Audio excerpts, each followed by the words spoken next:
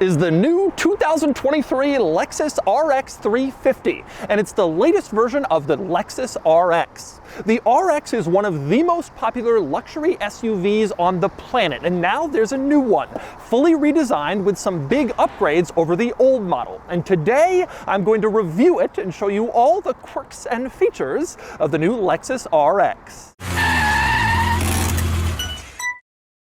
Before I get started, be sure to check out Cars and Bids, which is my enthusiast car auction website for cool cars from the modern era with free listings. You can list your cool car for free and auction it on Cars and Bids. And we've had some great sales recently, including this Tesla Roadster, which sold for just under $140,000. This fantastic Ford Bronco, lifted, modified, sold for just over $70,000. And this wonderful Aston Martin DB9 Volante, which brought just over $45,000. If you're looking to buy or sell a cool enthusiast car from the modern era, Cars and Bids is the place to do it. With daily auctions, great selection, and free listings, check it out at carsandbids.com.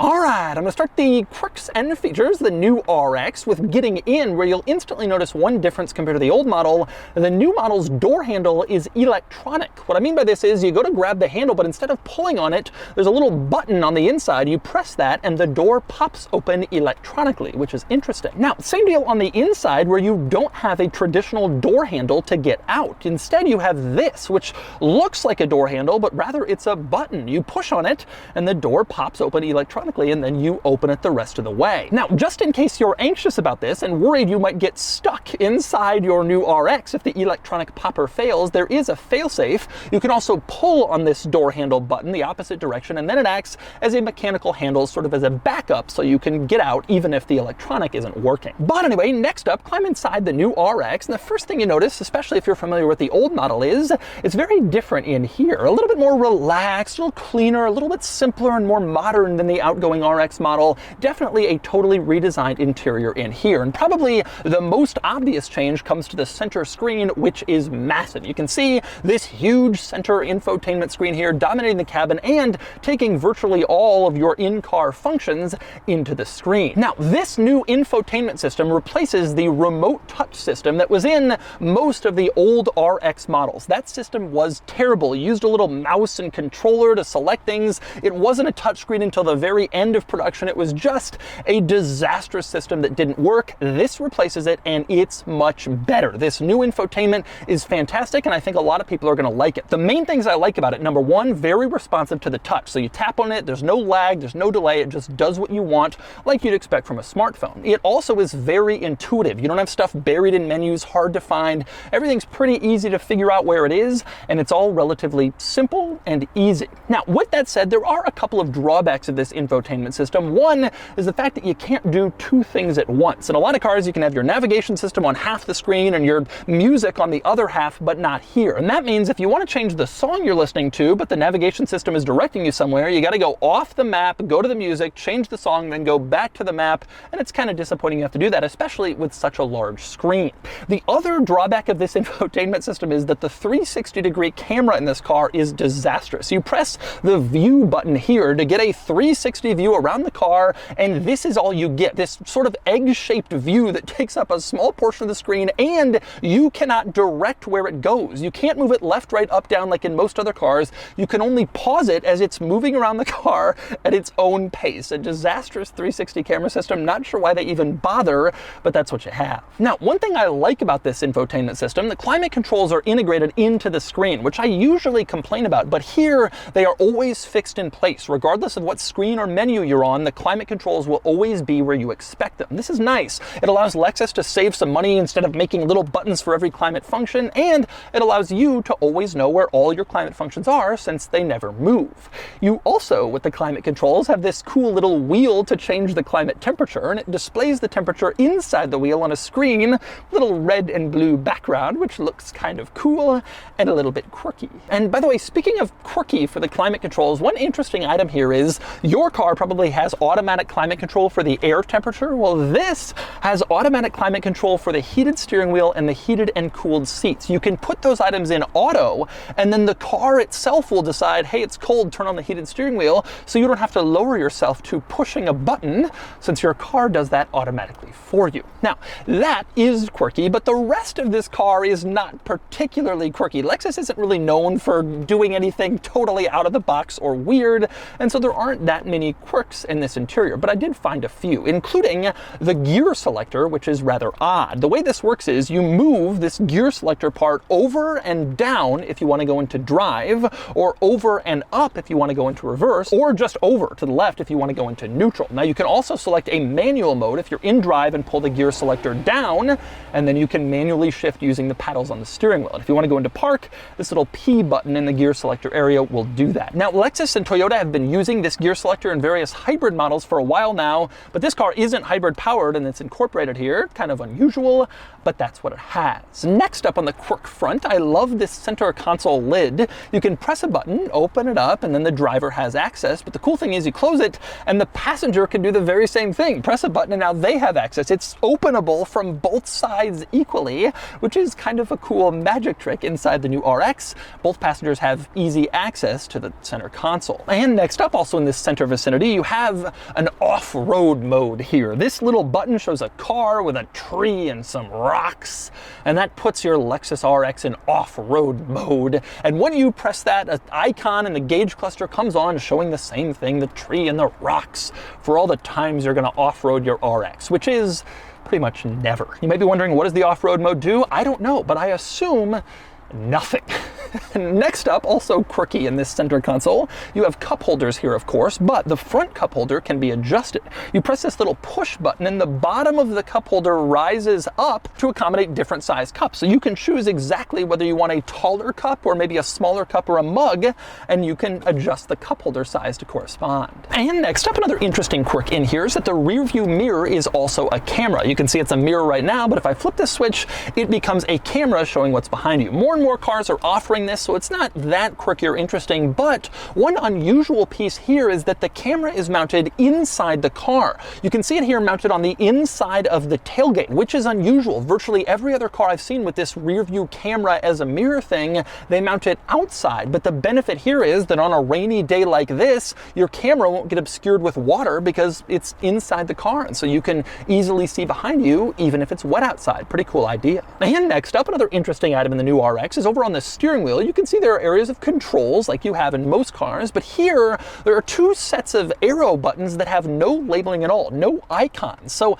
how do you know what they do? The answer is they do various things depending on what you're adjusting, and it all shows up in the heads-up display. So check this out. I'm going to adjust the adaptive cruise control system, and the heads-up display actually shows me what each little arrow button does as it relates to the adaptive cruise system. As I press the arrows, the car responds just like it says it would in the heads-up display, which is cool. But I go to a different menu, and now you can see it's showing me that the arrows have completely different functions that do different stuff, and this is all projected directly in front of me in the heads-up display, corresponding to what I'm actually changing. And it's the same deal over on the left side. The arrows have one function, as you can see, but then I press a menu button on the steering wheel, and now they have an entirely different function and different operation. Now, this is cool for a couple reasons. Number one, because it allows Lexus to have fewer overall buttons in here. The interior is not as cluttered because the same buttons can do different things. And it's also cool because it's projected directly in front of you. Rather than on the gauge cluster where you take your eyes off the road,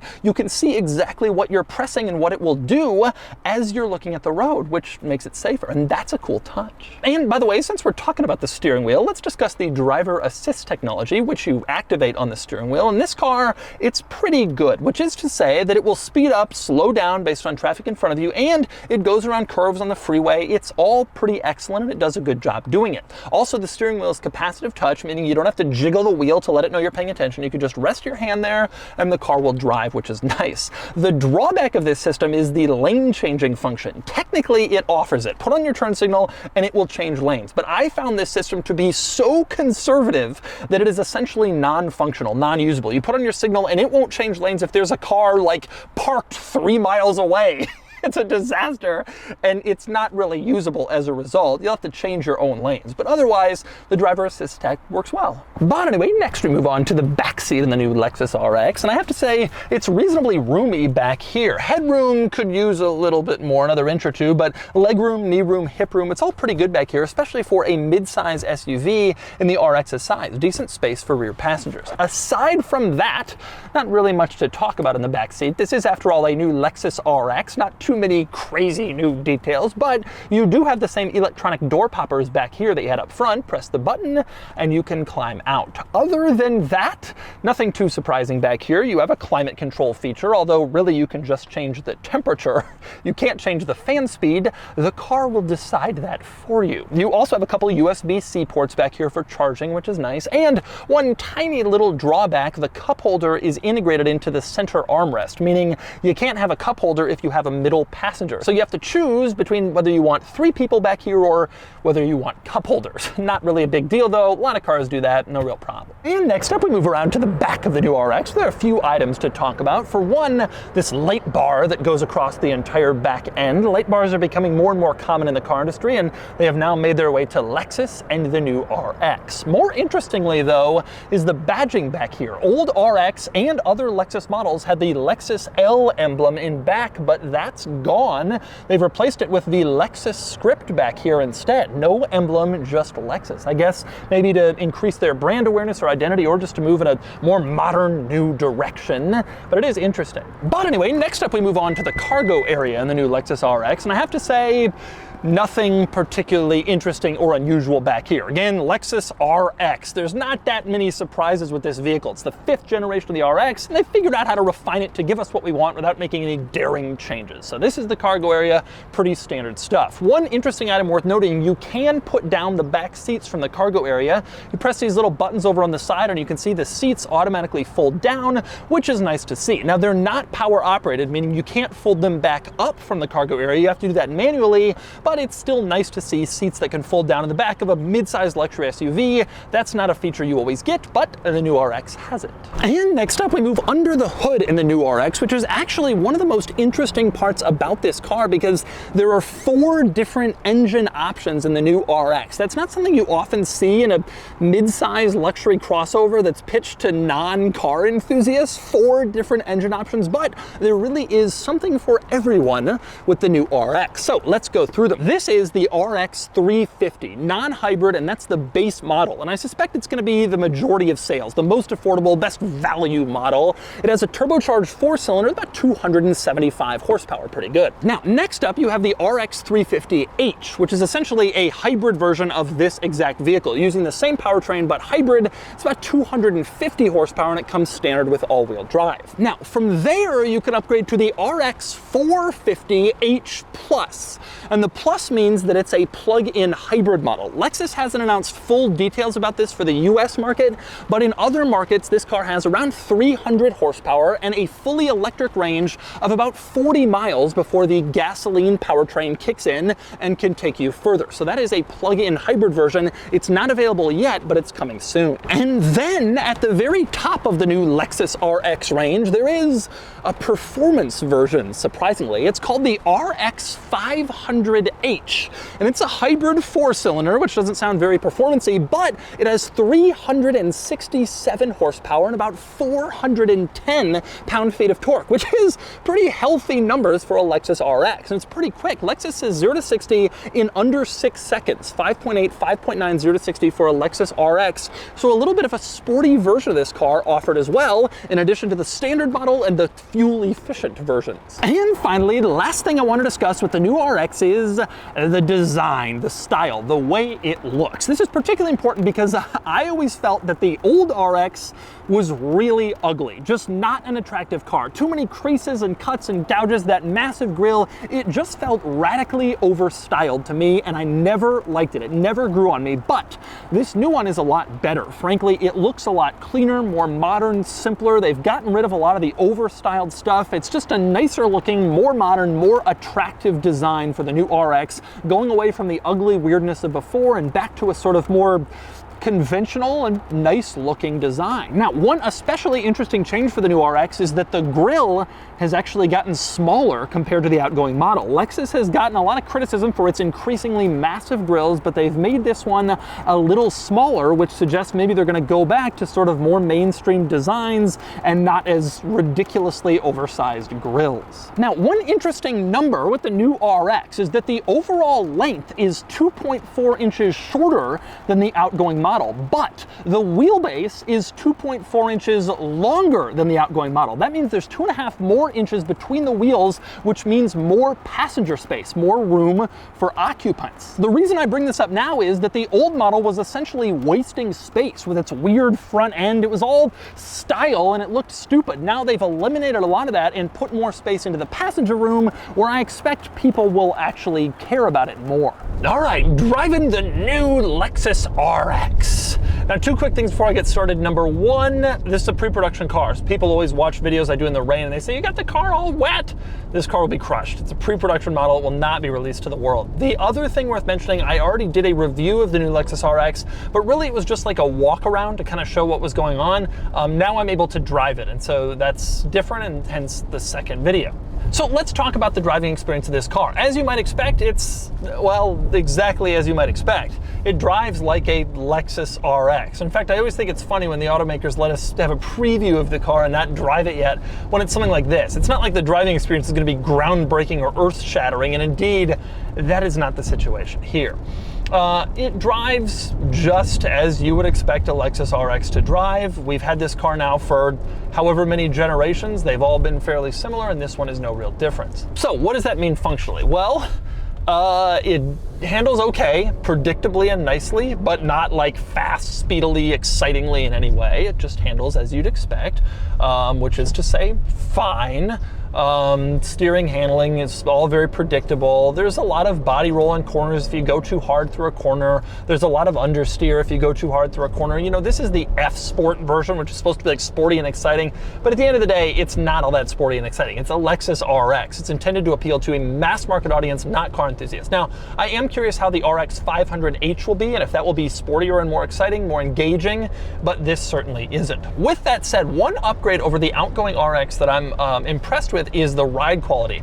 I always felt the outgoing RX was fine, but not necessarily quite as luxury car as I felt it should be. There was more, you felt more body. It was a little bit rougher than I always thought it should be. This new one is a lot nicer. It's got a lot more comfortable ride than before. It feels very comfortable, more insulated from the road, over bumps, and just generally less sound, that sort of thing. So I think it's a little bit more calm and comfortable in here, but I wouldn't say it's sportier or anything like that. Other than those things that are worth mentioning, there's not much to this new Lexus RX in terms of driving experience to really differentiate it from the previous model or other kind of mid-sized luxury SUVs. This particular version is not what I would call fast. 270 horsepower, whatever it is, it's not a large number, and the engine feels pretty taxed when you really want to go for it. But it's the base model, and there are other versions with more power if that's what you're looking for. However, I suspect most people will end up with this, and they won't get that much performance out of it. It's just not a performance vehicle, and it's not a performance vehicle. It's not intended to be, and it is not delivered as one. But you do get all the boxes checked that people want in a mid-size luxury crossover. You sit up reasonably high, you have a comfortable ride quality, a comfortable interior, roomy in here.